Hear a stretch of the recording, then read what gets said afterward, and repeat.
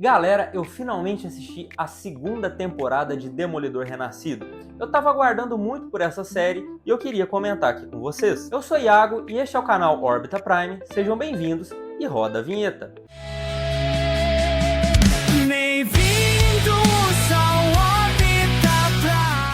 E galera, essa é a primeira vez que eu estou falando de Demolidor aqui no canal. Eu sou um grande fã do personagem, eu li histórias em quadrinhos desde quando eu era criança. Eu já assisti ali o filme ruim do Demolidor do Ben Affleck de 2003. É um filme bem problemático, mas eu acho muito divertido. E este personagem ganhou uma nova adaptação em 2015 pela Netflix, em formato de uma série. Eu gostei bastante, a ponto dessa ser a minha série de super-herói favorita até hoje. E como essa produção explora esse conflito de fé do Matt Murdock com a vida de vigilante dele e também com a vida cotidiana dele como um advogado, é simplesmente demais. Essa série expandiu tão bem o núcleo do Demolidor que tinha nos quadrinhos. Trouxe-lhe também um excelente Wilson Fisk, o rei do crime. Eu gostei muito da escolha e a forma como ele é brutal, a forma como ele foi retratado me deixou completamente sem palavras. Foi uma excelente adaptação. E essa série também trouxe grandes núcleos aqui de produções mais urbanas da Marvel. Como também foi introduzido nessa série aqui, na segunda temporada, o Justiceiro, que mais pra frente ganhou sua temporada solo. Demolidor já encontrou com outros personagens aqui também em Nova York, como o Punho de Ferro, Jessica Jones, Luke Cage, os Defensores, que também cada um tem a sua série própria.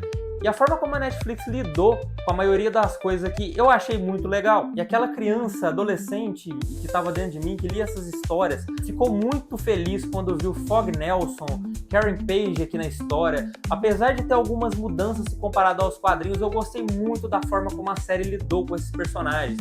O próprio Mercenário também, o Ben Poindexter, que é um grande vilão do Demolidor nos quadrinhos, eu acho que foi muito bem retratado também. E me deixou tão animado essa série, tão hypado, que eu assisti ela várias e várias vezes. Mas como nem tudo são flores, em 2019 houve aí o cancelamento dessas séries da Marvel / Netflix. E isso me deixou bem chateado. Eu inclusive fui uma das pessoas que fez parte ali do baixo-assinado do movimento Save Daredevil, que fez um barulhinho ali nas redes sociais. Mas para nossa alegria, cerca de 2 anos depois, a Disney, a Marvel Studios, vai lá e pega todos esses personagens aqui e traz de volta. E Demolidor aparece novamente em 2021 no filme do Homem-Aranha Sem Volta Pra Casa. E foi muito legal ver o Matt Murdock aqui de volta. Assim também como o Wilson Fisk, o rei do crime, aparece também na série do Gavião Arqueiro e em Echo. E isso tinha me deixado muito animado, mesmo que eu não tenha gostado da maioria dessas produções que eles apareceram. Ver esses atores novamente interpretando esses personagens não tem preço. Até que finalmente a Marvel confirma pra gente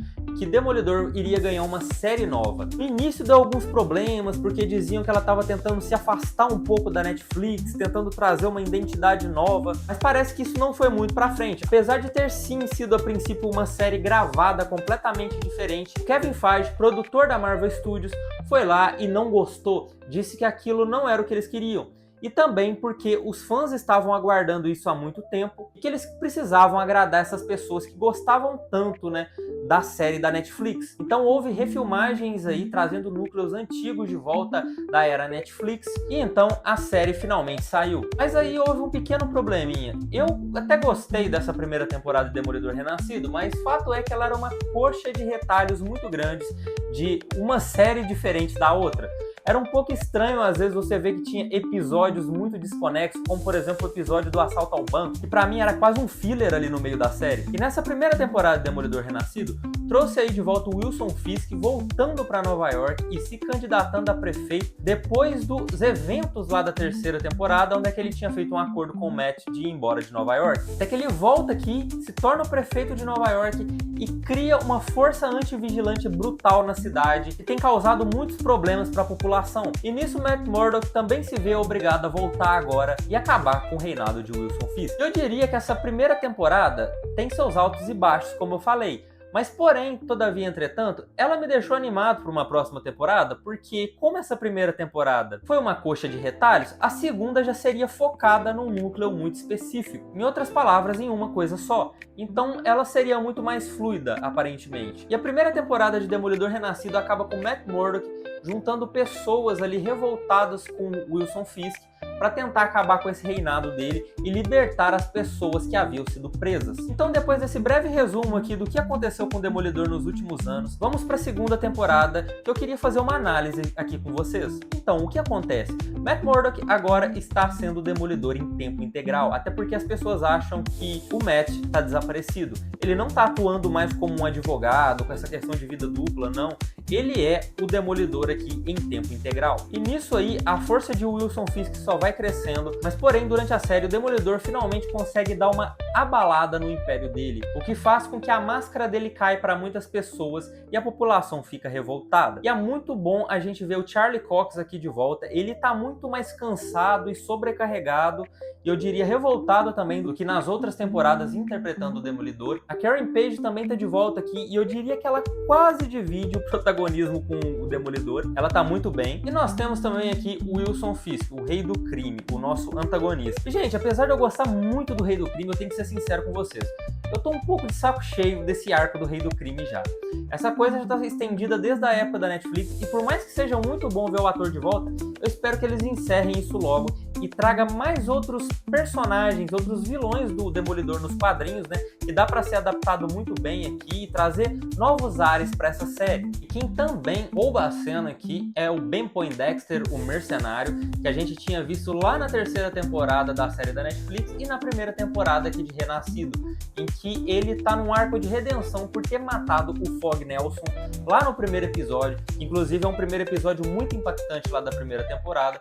Aqui nessa segunda ele tá nessa questão aqui de penitência. É uma desconstrução interessante do personagem, e eu gosto que agora ele tá usando o traje mais vezes, uma coisa que eu sentia muita falta anteriormente. E eu achei muito interessante como que ele é muito carismático e ao mesmo tempo muito maluco, como o mercenário tem que ser. Acontece muita coisa aqui durante essa série. O Rei do Crime foi completamente encurralado, mas o que eu acho interessante é como que chega ao ponto dele ser finalmente obrigado a ir para um tribunal. Nós temos antes disso aqui uma participação de uma personagem que foi afetada por esses eventos aqui, afinal ela vive em Nova York e o Rei do Crime atacando o terror, é a Jessica Jones. E eu gostei de ter visto essa personagem de volta aí, no núcleo lá dos defensores, né? Eu espero que saia alguma coisa solo dela logo. Mas nisso aqui ela dá um certo apoio ao Demolidor, assim também como o mercenário tá dando um apoio a ele. E também nós temos a participação especial de um personagem que a gente tinha visto na série do Gavião Arqueiro aqui, que é o Espadachim. Eu achei legal a participação dele. Eu não estava esperando muito para esse personagem, mas aqui foi bem bacana o contexto que eles colocam ele na série. Mas depois de toda essa confusão, eles finalmente expõem o Rei do Crime e o que ele fez com essas pessoas. E aí voltamos ao que eu estava falando antes sobre o tribunal. E nesse tribunal foi muito épico a gente ter visto a forma como ele não conseguia argumentar com o Matt Murdock, que do nada aparece inesperadamente para proteger Karen Page aqui, que foi acusada de ajudar o Demolidor, né? De ter sido uma apoiadora dos vigilantes que o Rei do Crime tanto tem lutado. E como sua cartada final, Matt Murdock revela que ele é o Demolidor em público. E o impacto disso é sensacional, porque desconstrói muita coisa do que a gente tem visto na série, subverte muita expectativa da gente. E foi um excelente encerramento depois de tudo que a gente viu aqui. Mas eu diria também que essa série tem alguns pontos baixos. Tem alguns episódios, como por exemplo o primeiro, que eu não consegui me envolver de primeira.